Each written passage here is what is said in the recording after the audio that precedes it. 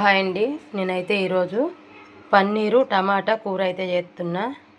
ఎలా చేస్తానో చూపిస్తా చూడండి. నేనైతే ఇదైతే ఇంట్లో తయారు చేసిన పన్నీరే. నేను ఫ్రై చేసి చూపిస్తా అని చెప్పాను ఆ వీడియోలో, కానీ నేను ఫ్రై చేయట్లేదు.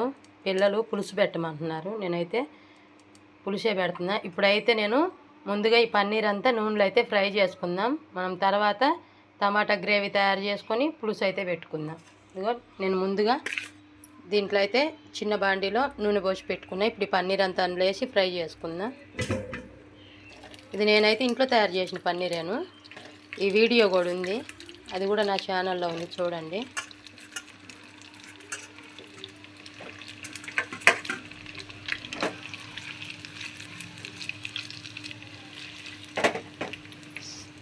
సరే, ఇప్పుడైతే మనం టమాటాలు తీసుకొని గ్రేవీ తయారు చేసుకుందాం. ఇప్పుడైతే నేను ఆ టమాటా కూరకు 7 టమాటాలు తీసుకున్నా, 5 పచ్చిమిరపకాయలు, చిన్న 3 ఉల్లిగడ్డలు తీసుకున్నా. ఇప్పుడు ఇవన్నీ కట్ చేసుకొని మనమైతే ఇది మెత్తగా పేస్ట్ లెక్క పట్టుకుందాం. ఇప్పుడైతే నేను జ్యూస్ పట్టే గిన్నె ఇది. నేను టమాటాలు, పచ్చిమిరపకాయలు, ఉల్లిపాయలు అయితే అన్నీ కట్ చేసి ఇందులో వేసిన, కొన్ని నీళ్ళు కూడా పోసుకున్నా. ఇప్పుడు ఇదంతా మిక్సీ చేసుకొని వద్దాం. ఇప్పుడైతే టమాటా పేస్ట్ అంతా పట్టిన, మిక్సీ పట్టుకొని వచ్చిన.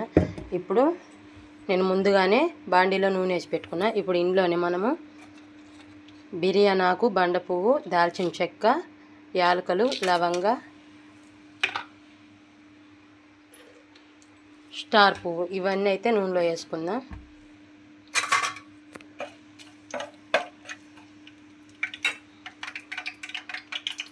ఇందులోనే ఆవాలు, జీలకర్ర, మినపప్పు, శనగపప్పు,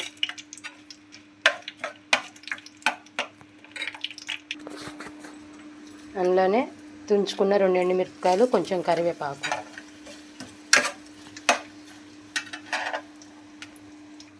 ఇందులోనే దంచి పెట్టుకున్న ఎల్లిగడ్డ,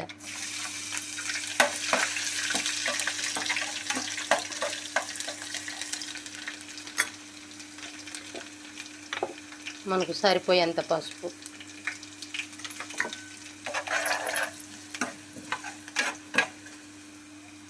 ఇప్పుడు మనం ముందుగా మిక్సీ పట్టి పెట్టుకున్న టమాటా పేస్ట్. నేను ఈ పేస్ట్లోనే కొంచెం అల్లం ముక్క కూడా వేసిన, మీకు చూపించలేదు. అల్లం ముక్క కూడా వేసుకోండి. ఇందులోనే కల్లుప్పు. ఇదంతా కలిపి మూత పెట్టి ఇది బాగా ఉడకనిద్దాం.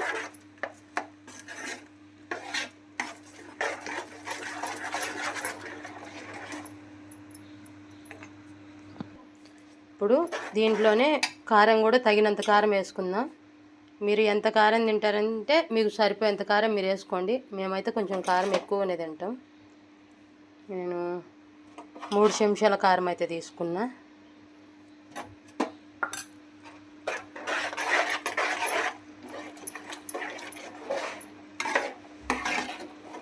ఇదంతా బాగా ఉడకబెట్టుకొని తర్వాత పన్నీర్ అయితే ముందుగా ఫ్రై చేసి పెట్టుకున్న పన్నీర్ అంతా వేసి ఉడకబెట్టుకుందాం. ఇది మూత పెట్టి ఒక 10 నిమిషాలు ఉడకనిద్దాం. ఇప్పుడు పులుసు అయితే ఉడుకుతుంది. ఈ ఉడికే దాంట్లోనే మనమైతే ఫ్రై చేసి పెట్టుకున్న పన్నీర్ అంతా వేసి ఉడకనిద్దాం.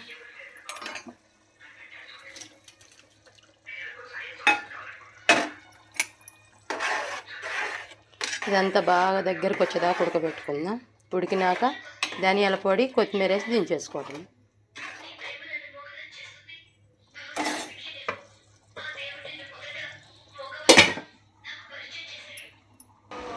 ఇప్పుడైతే ఫైనల్గా కూర అంతా ఇలా అయితే వచ్చింది. నూనె అంతా మీదకి వచ్చింది, కూర అయితే ఉడికిపోయింది. ఇప్పుడు దీంట్లో ఒక చెంచా ధనియాల పొడి వేసుకొని ఆపేద్దాం. ఇప్పుడు ఈ కూర అంతా మనము ఒక గిన్నెలోకి తీసుకుందాం. గ్యాస్ అయితే ఆపేస్తున్నా.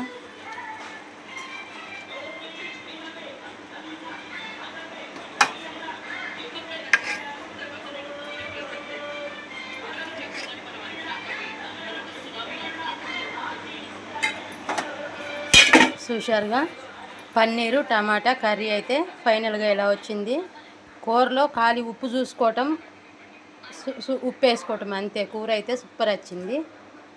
మీకు కానీ ఈ పన్నీరు కూర కానీ మీకు పన్నీరు కూర వీడియో కానీ మీకు నచ్చితే నా ఛానల్ని సబ్స్క్రైబ్ చేయండి, లైక్ చేయండి, కామెంట్ చేయండి, షేర్ చేయండి. ఓకే మరి.